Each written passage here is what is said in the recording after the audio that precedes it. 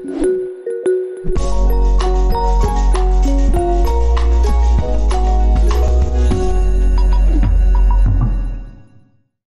today, though, is the launch of our 16th annual research into the trends in reporting of the FTSE 100. 16 years is unbelievable time. What a journey it's been over that time. This year, the research is called Moving Beyond Reporting, How Your Reporting Can Drive Purposeful Communications. But before I start, I wanted to say it's a super exciting day today, not just because we're launching the research, but for two other reasons. One obvious one, England is playing Denmark today in the semifinals of the Euro Cup. Yeah, there we go. And as you can say, we've got some good news because we've got representatives from both Denmark and England with Sue and Neil on the English team.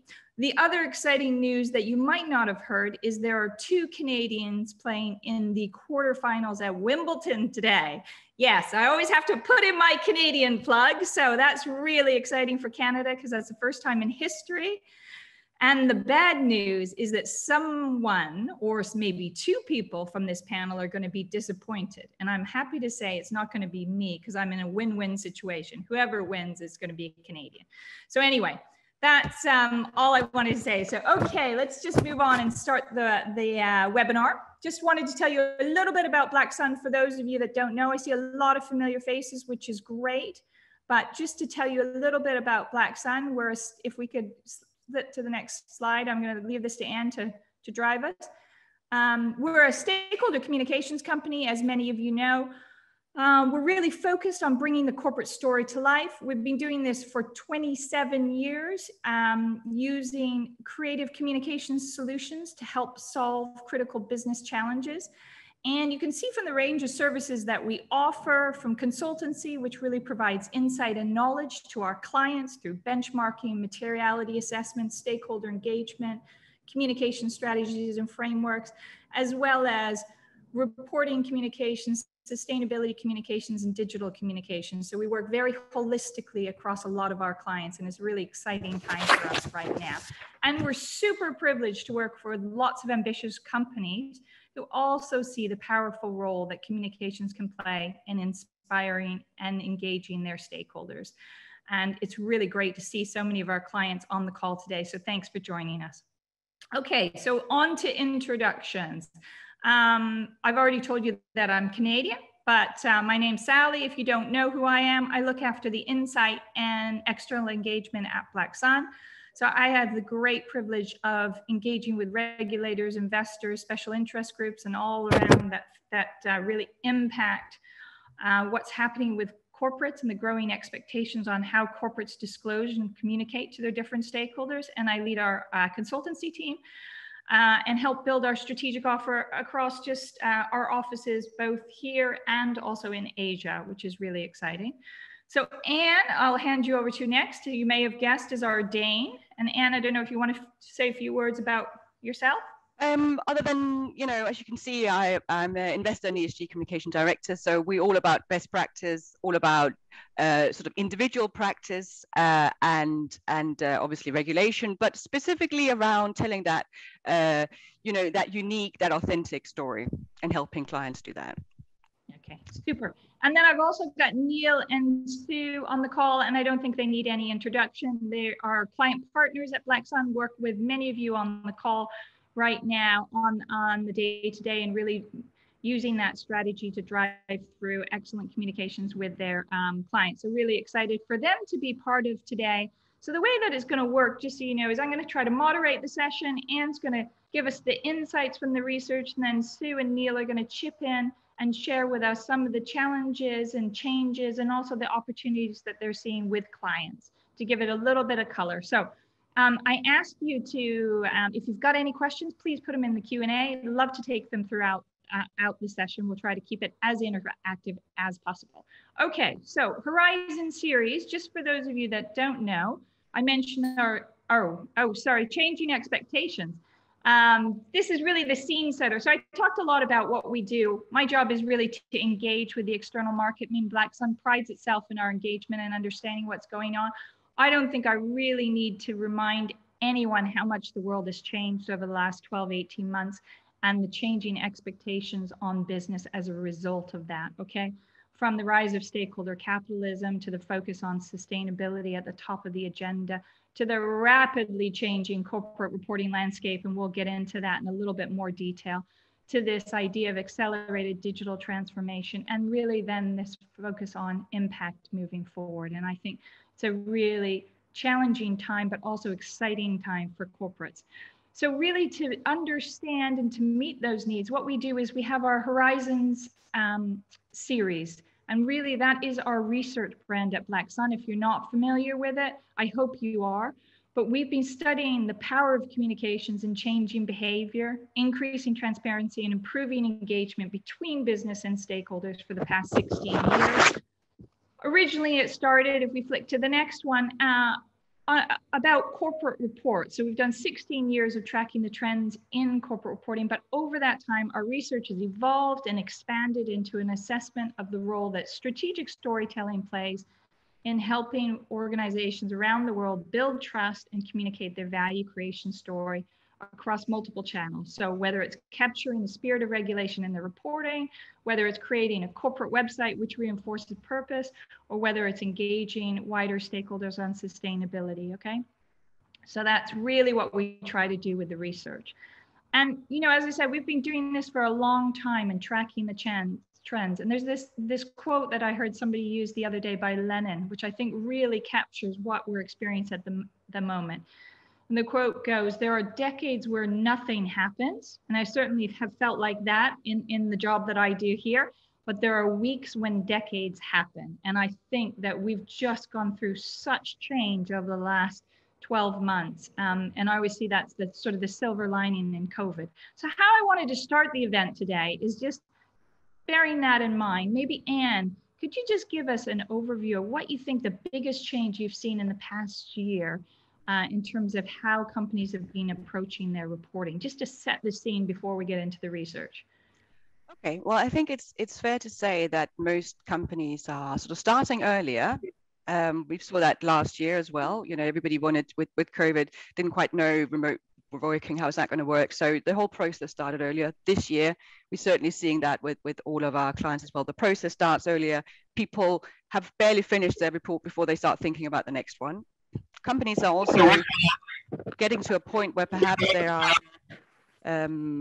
thinking less about questioning, less about, you know, the regulation, why should we be doing this, why should we be doing that, and are really sort of just getting on with things and addressing things and applying. Because, you know, if you think back a couple of years, there was a lot of questions around why should we be doing this, that, and the other in terms of all the new regulation that came into place.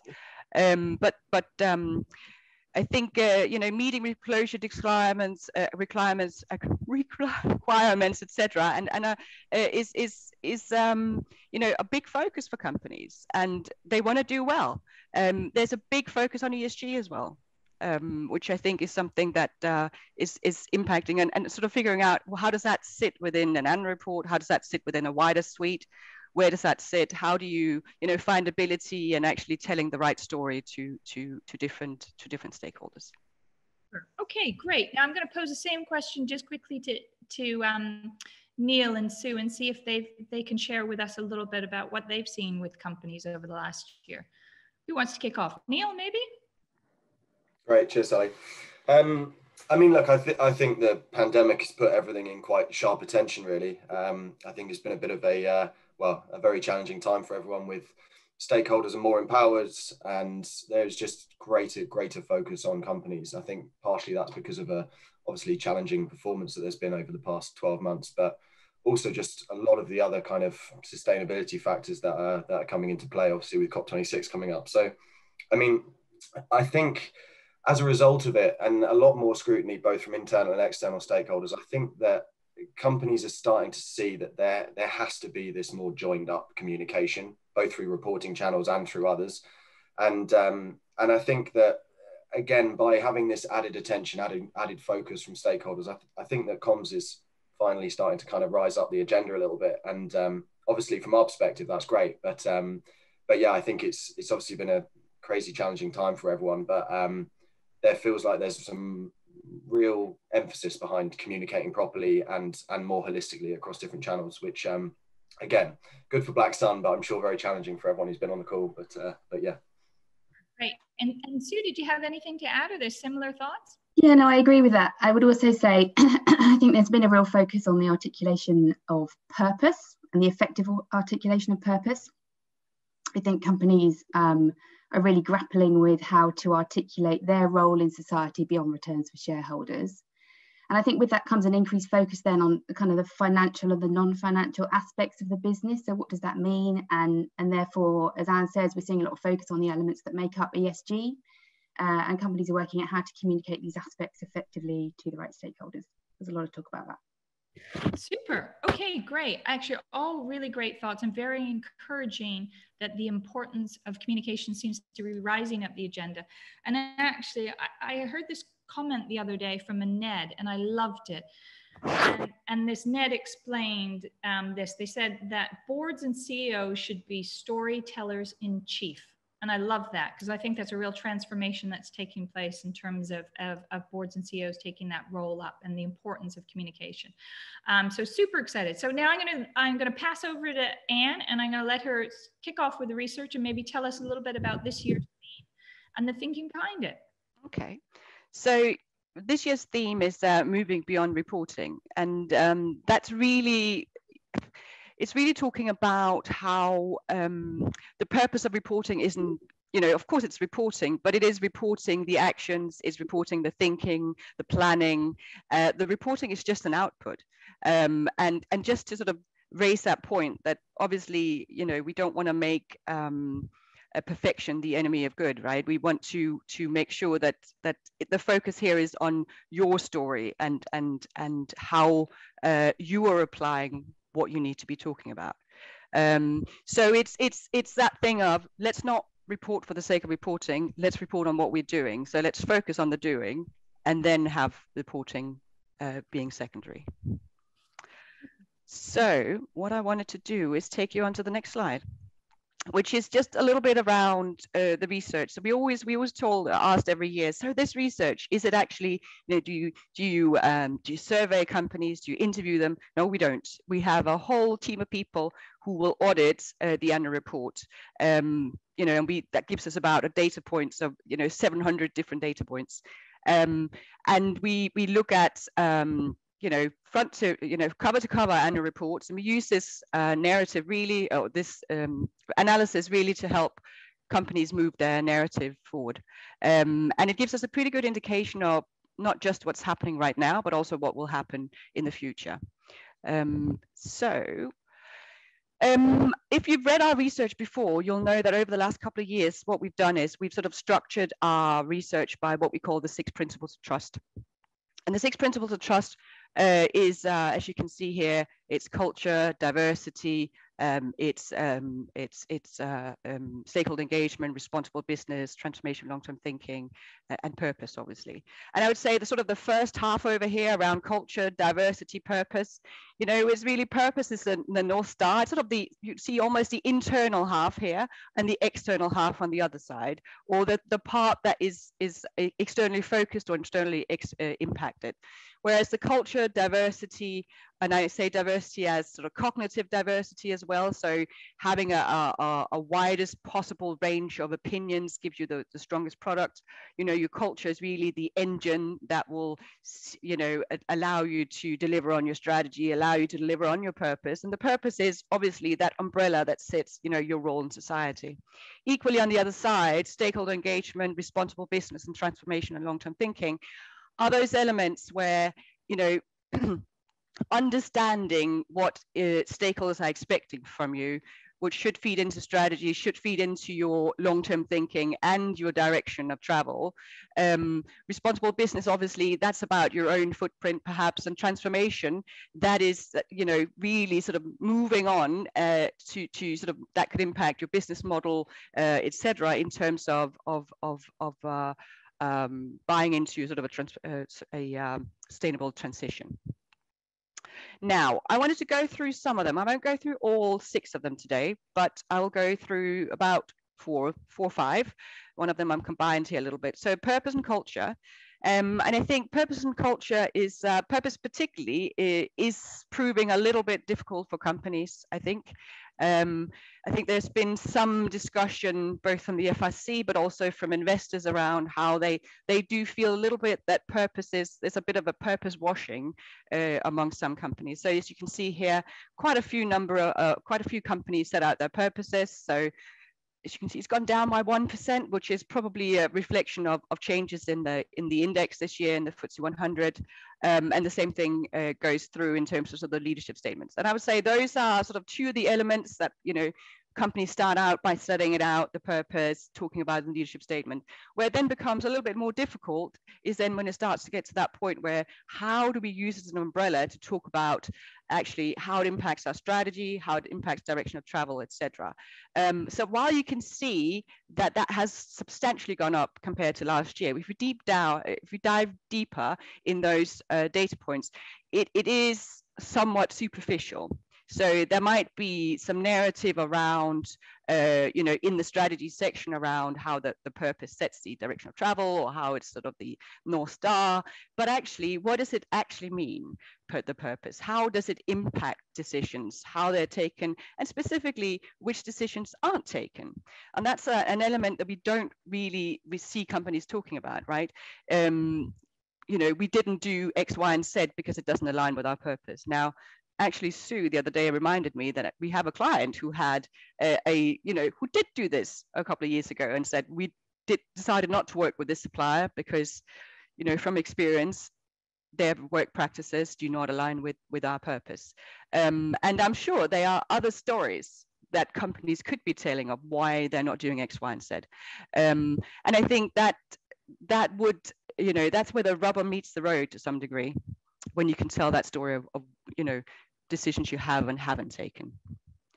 The other element to this story around purpose and culture is really how that narrative has changed over time. So we've seen quite a lot of discussion around culture over time, really going back to perhaps sort of the end of 2015 when the FIC came out with the Culture Coalition.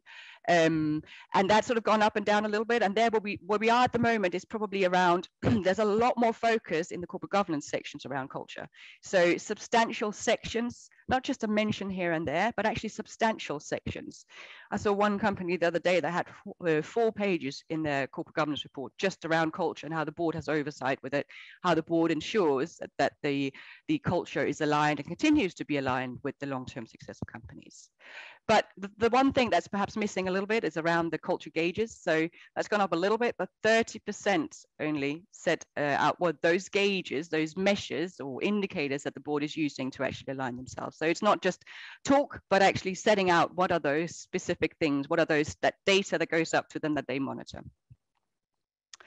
So I would say overall, you know, another element that, you know, we had initially thought going into sort of the last reporting cycle that there was going to be a lot more narrative around alignment between purpose and stakeholder engagement in relation to COVID. And we haven't, you know, I think it's at a stage where companies have been talking about it, they've been, you know, sensing it, feeling it, understanding that ecosystem they're in, but they're not necessarily coming through in the reporting yet. So maybe once they've had time perhaps to reflect a little bit more, reports going forward, we will see that. You know, I'm thinking specifically around,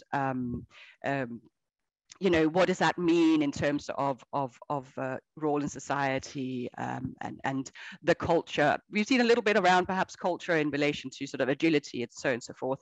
But another thing around culture, and I think that's quite a big one as well, is that companies tend to talk about culture in relation to values, which is obviously the right way of doing it. But a lot of companies are going through a process at the moment of transformation, whether that is sort of a customer centricity, whether that is, you know, digital transformation, sort of trying to get innovation throughout the organization, and linking those sort of elements, culture and say innovation or digital transformation, seems a little bit foreign. And I think it's almost a construct of the different functions within the company that historically, you know, culture has sat within the HR team, whereas something like digital transformation sits somewhere else.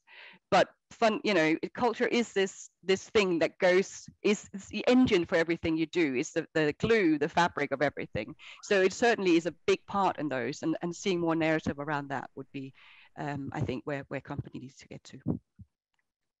Super. Okay, so just actually a couple questions for me, really. And that was super interesting in terms of what we're seeing. So just in terms of moving forward then, maybe I'll start with Sue and Neil. So as companies emerge from the crisis, I think what we're seeing is they're beginning to refresh and recommit to this idea of the corporate purpose and what that means for them. And often using it also as a compass to focus ESG performance or sustainability. And I personally think the expectations remain for companies to play a greater role in helping not only employees, but wider society. So I wanted to ask you guys, is it something that you're experiencing with clients? How are they dealing with purpose? And I don't know, who wants to kick that one off, Sue or Neil this time? Neil's going first. Neil's going first. I just thought I'd check. Yeah, I mean, I think it's been really interesting to see how difficult it has been for a company to really uncover their purpose. And I mean, I think there's been quite a lot of soul searching, really. I think it's hard because whilst we would probably say it should be owned at board level, it's quite a difficult thing to kind of get through the business and really come up with a purpose that actually applies to everything that you do. I mean, I think also there's a big tension between obviously hitting that higher societal purpose, which I think we all feel is important, but it not becoming so kind of abstract that it no longer talks about what you do. It feels like making money has become a bit of a dirty phrase within the sort of purpose circles, which it shouldn't be, because it is, that is a huge way that corporates contribute. So I think that to me has been where the biggest tension is between those that are trying to be very, very focused in what the company does day to day, what it's kind of how we make money, business model type activities are, versus this higher purpose, what we're contributing to society. And then I think even after that, once the purpose has kind of been established, a phrase, it's then about how it links to all of the other kind of structures that are already in place. So, I mean, I know Anne brought up 76% are have now made a link to strategy, but I think also, as she said, in the vast majority of cases, that's a pretty superficial link, especially when we think the strategy was probably in place before the purpose was ever articulated. So it was quite remarkable if they happened to link so seamlessly as they've been done. So I think that to me is the kind of next frontier in making sure that the other structures of a business are really geared towards hitting the purpose, whether that's risk management, how the business model works, how you engage with stakeholders, and that to me has been the big challenge. And we've worked a lot with clients to help them get there, but it is it's been a really difficult journey, I know, for a lot of companies. That I don't know what you think about how they can solve that issue, Sue, or any examples. Sue, so let's hear what you're seeing, and that'd be great. So I would agree on the point about the granularity. I think we've really seen a breadth of company approaches, from a one-liner on the inside front cover in the annual report that's really barely mentioned again, to other companies who have really worked hard to use the purpose as their North Star, and to drive behavioural change through the business. So I think one of our clients over the past couple of years has used their purpose along with a culture statement to really galvanise a group of quite disparate businesses to work together towards the same goals. So what they did is they delivered that kind of purpose and culture statement at the leadership conference, and then drove that through the business, and also used it as the narrative thread for the annual report to tell a really joined up story about the company's approach, the purpose, the values, the strategy, the business model, and how the culture are all aligned and in support of each other, and how those things are driving towards delivering value for all broader stakeholders. And then, not just in the annual report, but they also realised the kind of power of that. And so we also created an animation around explaining those elements and how they're joined up, explaining those connections. And then that was shared internally and externally too. So I guess they're seeing it as a real driver of value. Great opportunities there. Now, there's a couple questions from the audience that I just want to pick up on. And this is probably one for you to dive a bit deeper into the culture gauge. Got a question from Tom to ask, what would a culture gauge look like in practice? Can you give any more color around? Yeah, I think that very much depends on the nature of your business, you know, what sector you're in, etc. What are some of the key touch points there, or crunch points? For a lot of companies, it'll be, you know, results of the engagement survey, it'll be health and safety data, it will be, you know, customer satisfaction data, it will be, you know, perhaps Glassdoor scores, it will be, you know, there's a whole host of different KPIs, but that's essentially what it is. It's KPIs that none of them on their own will tell you a story about culture, but together they might give you an indication of if something is moving off in the wrong direction. Dashboard that we have to be looking at. Yeah. Okay, there's another question just quickly, and picking up really on what Sue was saying. There's a question from Nick that says, in terms of purpose moving forward, do you see companies using purpose as the overarching umbrella underpinned by the strategic pillars? Is that sort of the direction of travel that we think companies will go in or should be going in? Maybe Anne, I don't know if you want to pick up on that one. Yeah, I definitely think that is the direction of travel. You know, going back to that, you know, the ecosystem of really, you know, understanding, I mean, now we sort of touches in on the stakeholder piece, but I think stakeholders and purpose is closely linked. But, you know, to some degree, your strategy should be a reflection of where you're going, purpose, but also what it is your stakeholders are expecting of you and what those opportunities are. So there's a clear link. None of these things are, you know, working in isolation, but they're all sort of linked up, right? But I think just a point I would want to mention around purpose, we have another client who've set out sort of for each of they have their purpose, and for each of the different stakeholder groups, they sort of set out what are the expectations, you know, with the purpose in mind, what are the expectations that each stakeholder group will have of them? What is sort of breaking the purpose into, what does that then mean that they will deliver to each of these stakeholder groups?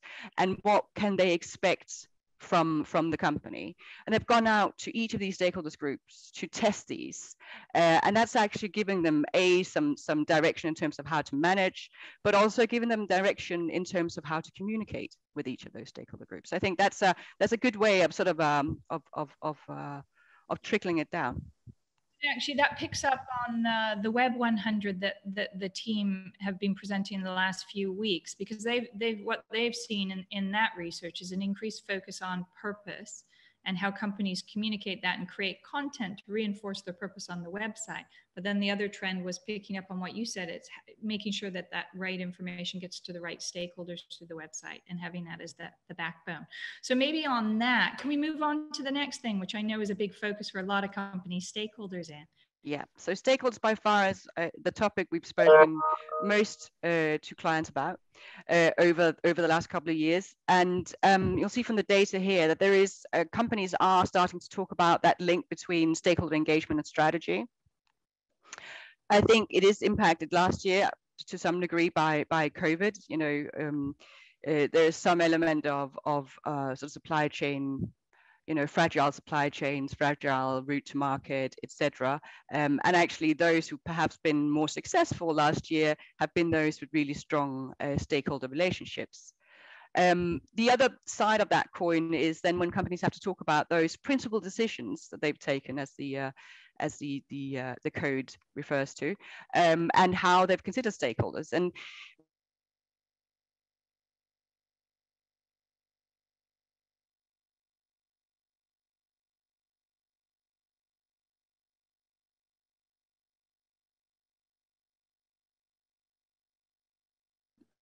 okay, I think we've lost Anne temporarily. So as she has control of the presentation, we're just going to wing it from now until she can get back online. So one of the things that I wanted to pick up on is around this stakeholder conversation is, I often say that this is what I see as the real silver lining of COVID. I think that these issues are finally on the boardroom agenda, and I don't think that they're moving off the boardroom agenda. I also think that the thing is that those relationships with stakeholders, we're finding a lot of companies are finding are really a barometer to determine if a company is managing for long-term value creation, which I think is really interesting. And a few weeks ago, we hosted in partnership with the IOD a webinar, and it was called Who's Behind the Steering Wheel of the Stakeholder Agenda? And picking up on some of what I know Anne is going to carry on with.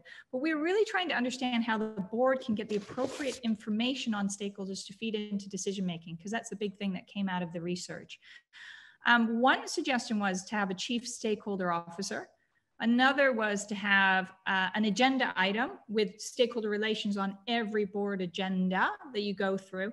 Another was actually it needs to be baked into every item in the board. So lots of different approaches, and I think it's really dependent on the company, and companies are trying to understand that. And one example I wanted to share from that was on the panel we had somebody from the board of the co-op who, among other board positions, really gave us an interesting example of how they bake it into decision making. And they have what they call an ethical decision making pack, where they ask 4 simple questions when they're making decisions at board level. And the 4 questions are: what do our members think? Does it create both social and financial value? What impact will be on the communities that we serve?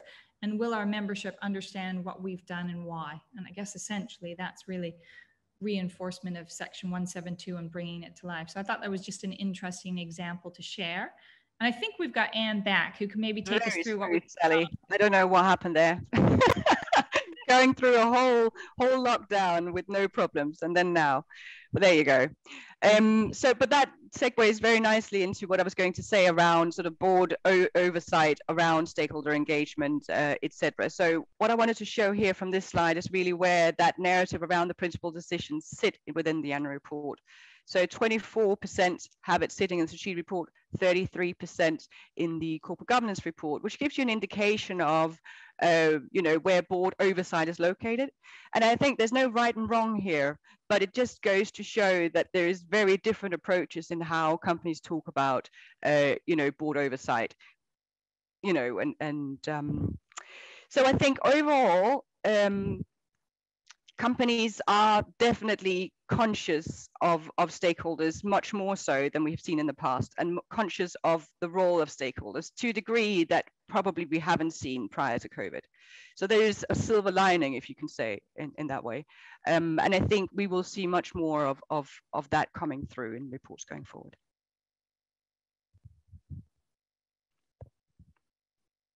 Sorry, one point I wanted to pick up on, Anne, was really the last point, because I know this is the most difficult thing. Sort of those disclosures or evidence on how decisions are being made. Do you want to just give us, an update on how companies are dealing with that, or what we're seeing, or perhaps maybe the discussions we're having and not seeing in the reporting? Because I know there's lots of discussions going on around this. You're specifically thinking about those principal decisions and what they disclose, and yeah. Well, I think one of the reasons why we haven't seen everybody reporting on this is because it makes companies feel a little bit vulnerable to specifically, picking out those tricky decisions where there is a conflict between different stakeholder groups. But I think on one hand, that's, most investors will be conscious or will know of those issues anyways. So not addressing them is maybe not that,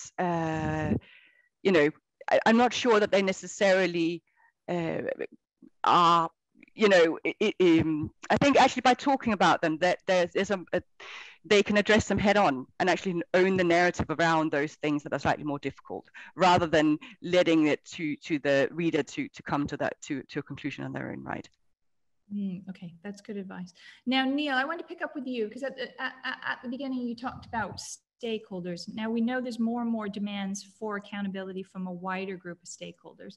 So how are you seeing that manifest itself outside of the annual report in the way that companies are communicating with their stakeholders? Has that changed any? Yeah, I mean, I think it's interesting because I think obviously when there was the refocus on Section 172, everyone sort of put that much into a reporting bucket, but actually the importance of stakeholder engagement and really understanding what stakeholders want is far, far broader than reporting.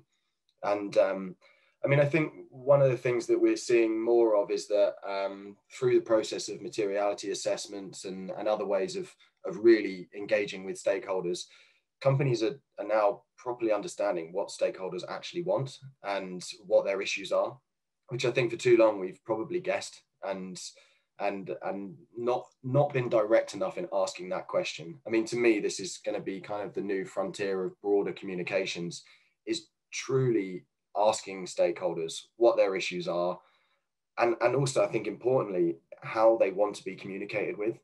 You know, the pool of stakeholders that engage with businesses now are vast, and I think that again, too often we just try and push it through the same channel. We've seen this within reporting circles, is that reports are getting too broad. You know, they're too big, they're too cumbersome, and so I think the key thing through materiality analysis and other stakeholder engagement is to really understand what are the key issues and what's the best way to communicate to stakeholders. And then on the back of that, it's about building comms frameworks and narratives that truly target the different stakeholder groups and deliver what they're asking for. I mean, ultimately, that to me is the role of communications, is to both get the company corporate story out there, but also to really communicate to those people that make a difference to businesses.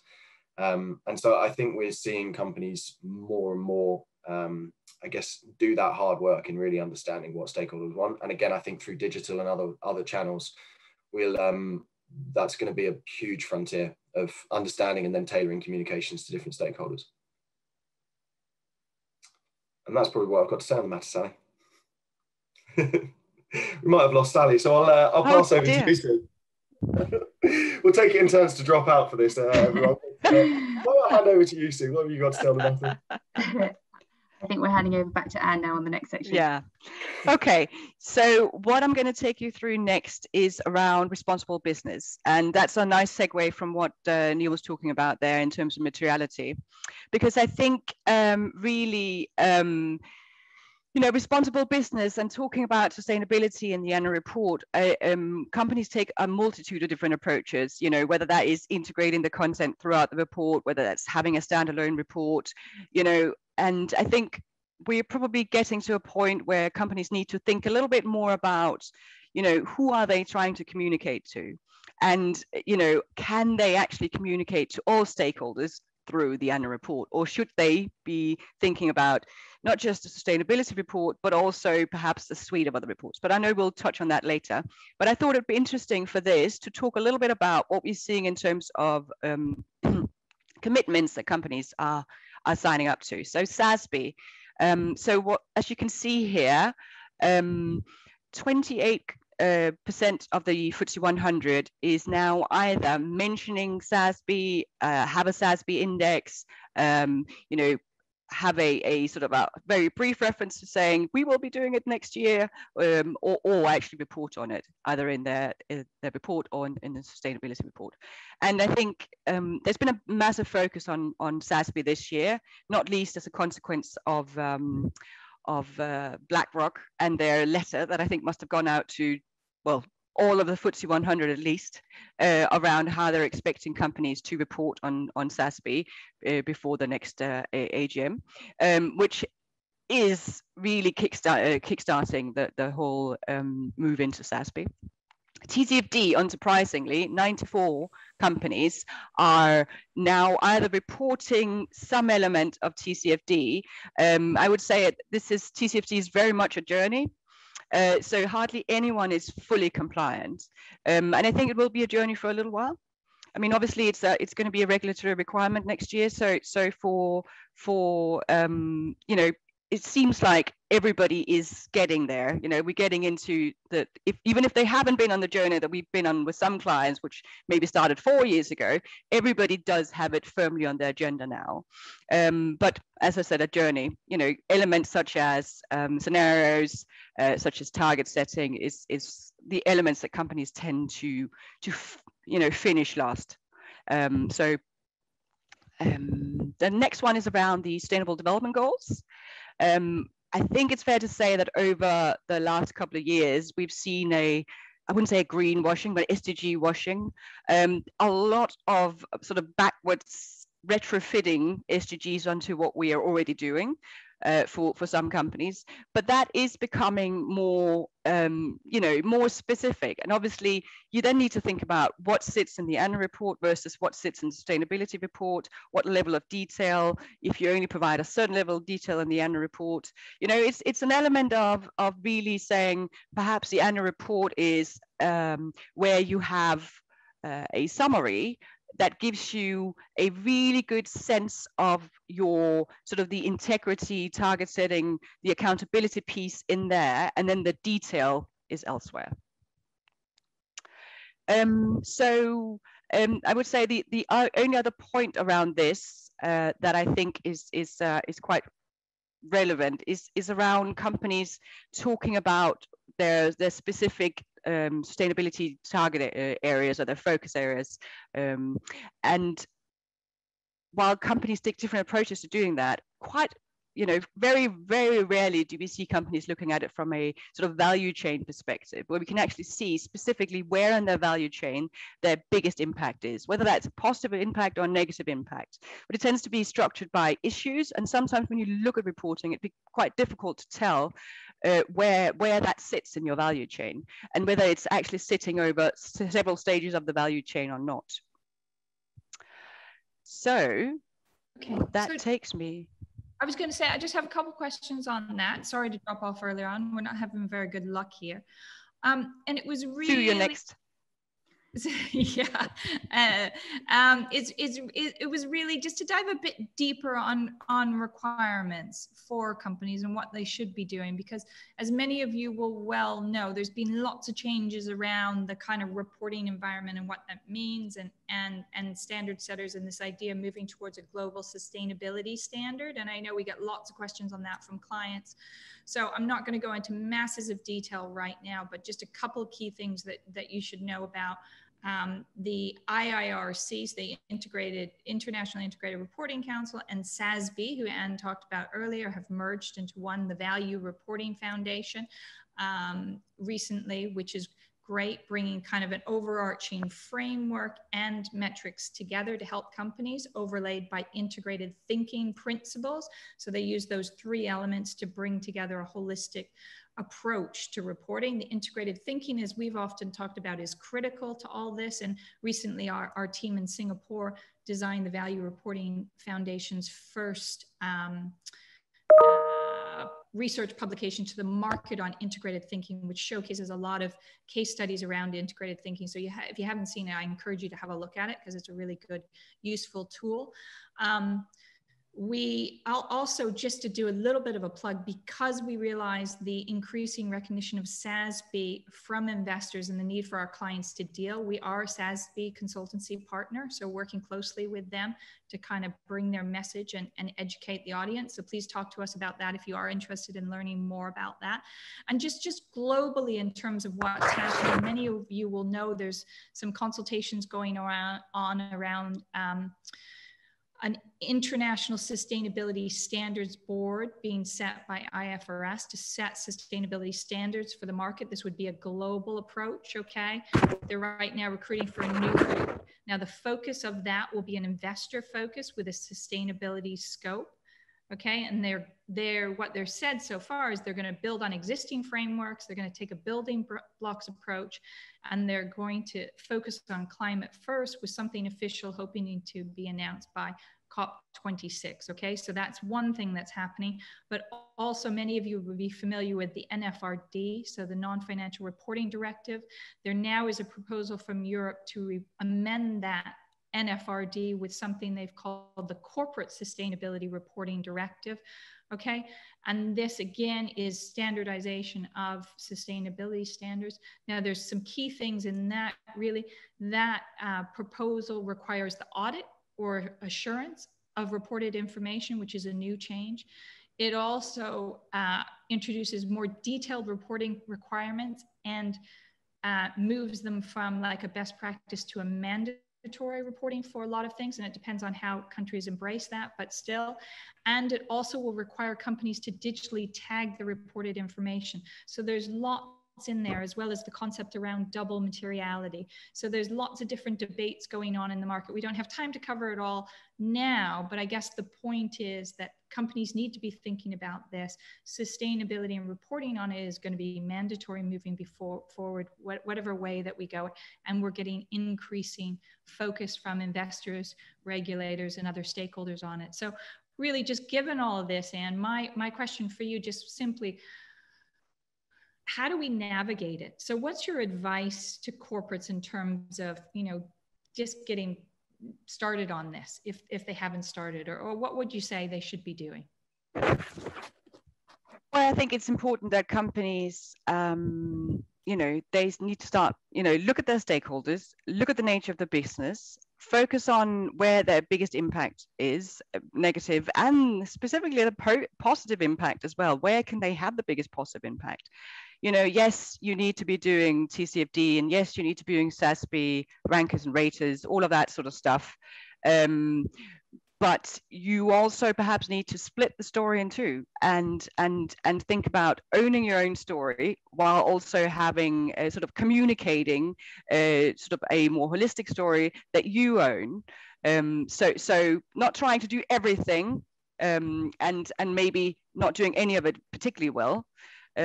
So own your own story and prioritize and do a roadmap for what you'll want to achieve, because you can't do it all in one go. Okay, that's helpful. And maybe Sue, could you just share with us maybe this is a crowded field, so companies need to really differentiate themselves and really approach this head on. But can you share a little bit about what you're seeing with clients and how they're addressing this? Yeah, I would say that it's a huge topic of debate at the moment. And I think as corporates are articulating more around ESG, they're really struggling with how to, align their corporate and sustainability narratives. Historically, we've seen companies have a kind of separate corporate strategy and sustainability strategy. And the realization is that really these things need to become much more aligned to tell that kind of connected story, and it gives that kind of one direction of travel too.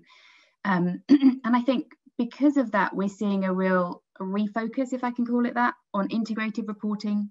So companies realizing that actually, the principles of integrated reporting are very sound, and it does help them tell that more joined up story, because what it does is make the corporate focus on the material issues, whether they're financial or non-financial, and then report against them and have a kind of measured way of showing the progress and outcomes of the impacts that company makes. And I think, the whole debate around integrated reporting drives integrated thinking. Obviously, we're real advocates of that. So you can't just, clients sometimes come to us and say, I'd like to create, produce an integrated report. And if you're not kind of integrated, joined up, if you're quite siloed internally, it's very difficult to do that and tell that authentic story externally. So I think there's a kind of, much more of a discussion around that whole concept again. Super. And then I've got a question from somebody in the audience, Neil, on maybe you can take this in terms of, have you seen companies use this as an opportunity to sort of broaden their communications beyond the annual report to different stakeholders? You talked a lot about that at the beginning. Yeah, for sure. I mean, the report is a great vehicle for having that kind of central story, and the report is, I guess, one of the few pieces of communications that really is signed off by the highest level, but actually it is a pretty blunt instrument. And as I kind of talked about earlier, using the range of channels that are at your disposal to really target the audience, I think is crucial. So whether that's through doing thought leadership pieces, both on the website, through different sort of PR initiatives, or obviously just using your digital channels. So, the corporate website is a fantastic opportunity where the audience can be segmented. You have different primary navigation tabs across there that people can self-select. They understand where they're trying to get to. And then using video, using social media, there's a huge breadth of different channels that are at your disposal to really deliver that sustainability story that, frankly, in the annual report, because of the fact that there is a huge amount of regulated content in there, it's quite difficult to really hone in on that. And again, because of the breadth of stakeholders. So I mean, I think we're definitely seeing more and more the kind of broader channels being used. And to me, with the whole kind of sustainability debate, of course, there are core metrics, core policies that you have to disclose, whether that's coming from the raters and rankers, coming through non-financial reporting directive, whatever it may be. There are these core pieces you have to disclose. But to me, the art of it is to find that thing you want to be known for, find that thing that you really can make a difference in. And that's where a real focus on your narrative should lie. And that again that's how you can get your audience to both focus on the thing that you can really do something about, and also makes you stand out from the noise. Because I think, we all know everyone needs to have a net zero target over the coming years. But if actually the environment is not your biggest your biggest driver of sustainability, then that's not where your core narrative should lie. If you've got a bigger social purpose, that's where that should lie, and the environment, you have your net zero, you have your, other disclosures. So to me, I think the key thing is use the channels and find that thing that you can really make a difference on, really communicate uniquely about your business. And that's how you'll become better known, be seen as more sustainable as well, rather than just being middle of the road across the piece. Right. Okay. So the message coming out from that is really own your story, I think, which is suitful. And a lot of what you have described that we're experiencing with clients is really, I think, what the FRC's future of corporate reporting envisioned, with this kind of network system enabled by technology, different channels meeting the needs of different stakeholders through different vehicles. And I think we're already beginning to work with clients a lot on that, which is super. So I'm going to pass over to Anne for the last section on transformational long-term thinking, which is a nice segue from there. So basically this principle, long-term thinking transformation is obviously around transitioning to sustainable economy, but fundamentally this is about business resilience, right? It's about the sort of demonstrating preparedness and long-term thinking. So one of the things we specifically have looked at is around how many companies have either committed to setting science-based targets or a net zero target. So it's sort of as you can see, quite high, 71% versus 46% last year. However, when you then start looking at how many of those have actually set out a roadmap for how to achieve this, and a roadmap, by that I mean, with clear actions, with milestones, not just a target into the future, 15% is very low. And again, not to sort of mention BlackRock for a third time, but that is one of the things that they are, questioning as well, and saying, we want to see that roadmap. We want to see how you're going to achieve this, because the timeframes are so long that the management team that will be in place now is unlikely to be the ones delivering on it. So for that accountability to come through, they need to see what you're going to do, not necessarily targets, but at least what are the actions you're going to take in the medium term, in the near term, in the medium term, in order to achieve those longer term goals. And that might be, we're going to do that, and then we're going to think about what we will do, and what those targets will be. Or we might then at this point have a medium point where we sort of revise what it is we think we'll be doing, or it's about that transparency element more than anything else. Another thing that we've also looked at is to sort of try and see whether companies talk about sustainability as a commercial driver. And our most natural point to look at that would be to look at the market review section. Look at how they've talked about sustainability in relation to market drivers. And as you can see, it's a bit choppy how companies are talking about sustainability in the market review section. And that's actually because if you drill down to these data points, quite a lot of it is around seeing it as a thread.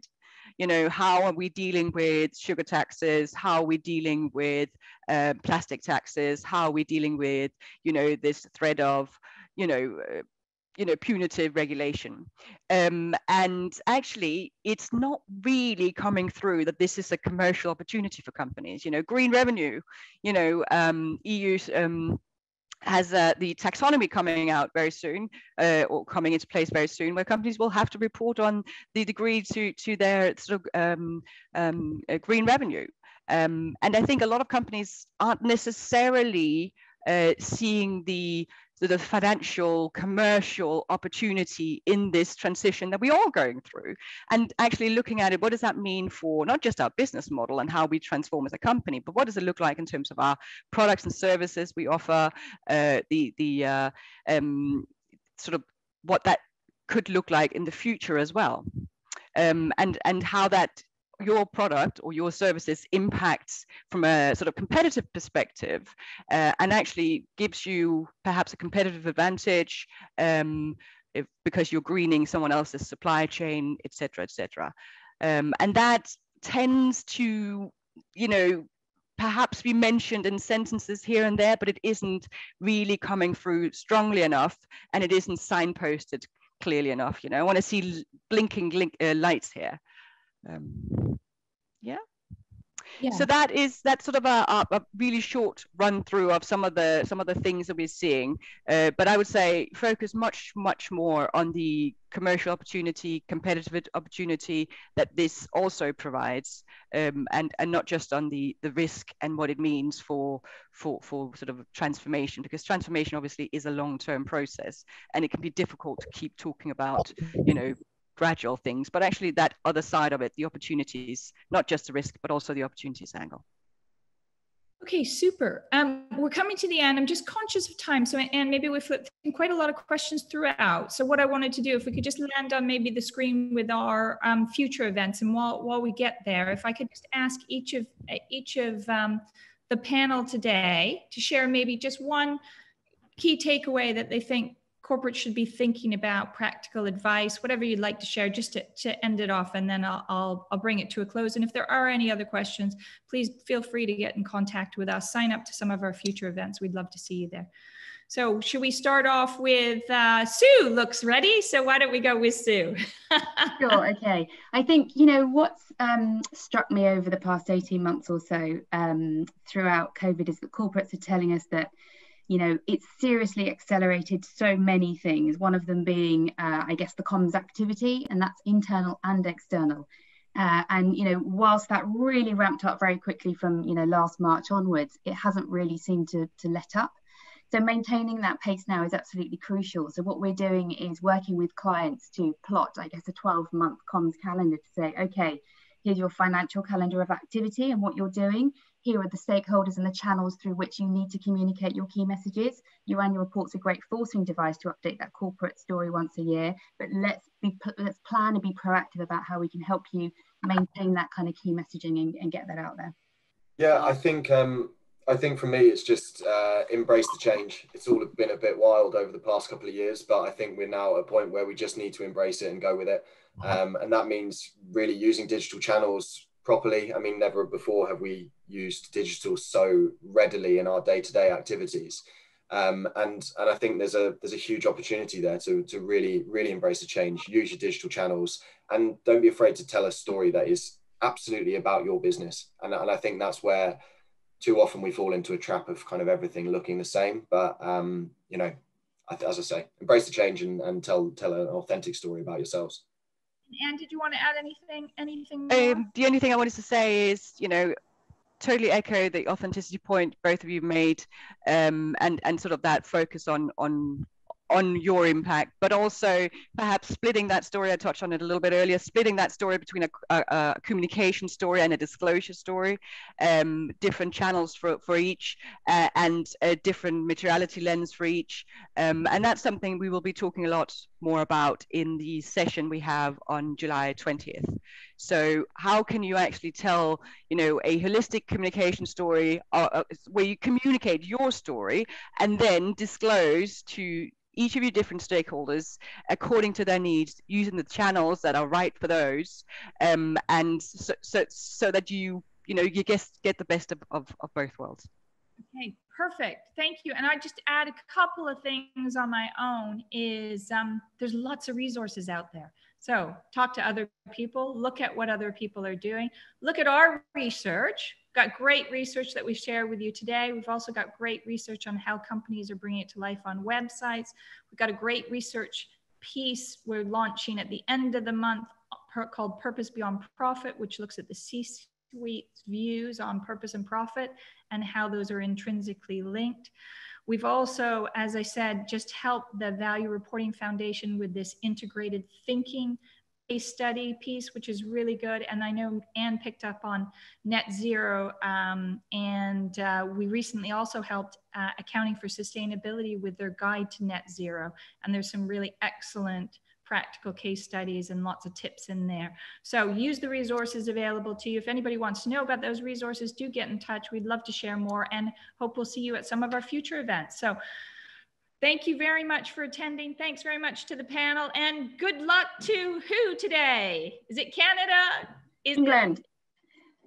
It's definitely England. Sorry, Anne. What can I say? I'm even willing to look stupid for it. Cheers, guys. Thanks, bye. Bye-bye now.